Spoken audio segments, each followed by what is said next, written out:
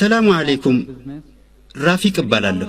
ብዙ ሙስሊም ያልሆኑ ሰዎች ኢስላም ከጣዖት አምልኮ የጸዳ ነው እየተባለ ሙስሊሞች ግን ሰላት ለመስገድ ሲጎነበሱ ለምን ወደ ካዕባ ይዞራሉ?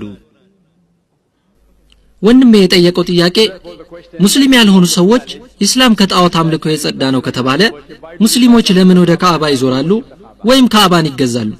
ይሄ ሙስሊሞችን ትልቆቹ ጣዖት አምላኪዎች አያደርጋቸውም ይላሉ ነው የሚለው። እኛ ሙስሊሞች ወደ ካዕባ እንጎነበሳለን።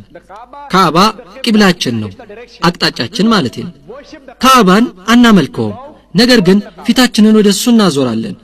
ሶላት ውስጥ አላህ Subhanahu Wa Ta'ala ብቻ ነው የምናመልከው፣ ሌላን አናመልክም። እኛ ሙስሊሞች በአንድነት እናምናለን።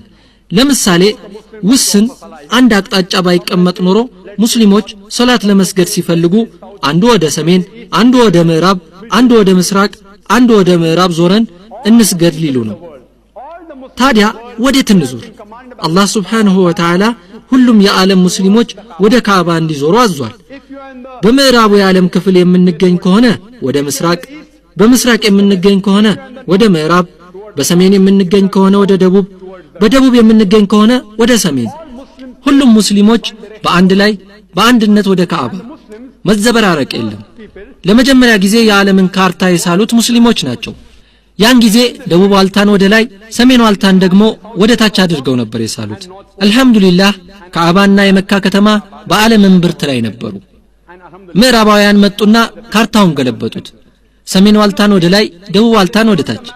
አልহামዱሊላህ አሁንም ካዕባ በዓለም መካከል ላይ ይገኛል። But yet alhamdulillah the Kaaba is yet in the center. ሙስሊሞች ለሐጅ በሚሄዱበት ጊዜ ጠዋፍ የሚያደርጉት ወይም ካዕባን የሚዞሩት ሁሉም ክብ አንድ ማዕከል እንዳለውና አላህን Subhanahu Wa Ta'ala ብቻ እንደምናመልክ ለማመልከት ነው። ለዚህ ጥሩ ምላሽ የሚሆነው በሁለተኛው የኢስላም ኸሊፋ በዑመር ረዲየላሁ ዐንሁ የተነገረው ሐዲስ ነው።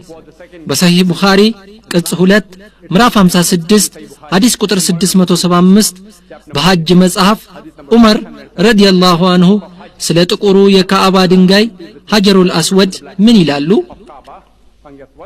አትጎዳኝም፣ አትጠቅመኝም። ነብዩ ሰለላሁ ዐለይሂ ወሰለም ሲስሙህና ሲነኩህ ባላይ ኖሮ አልስምህም፣ አልነካህም ነበር።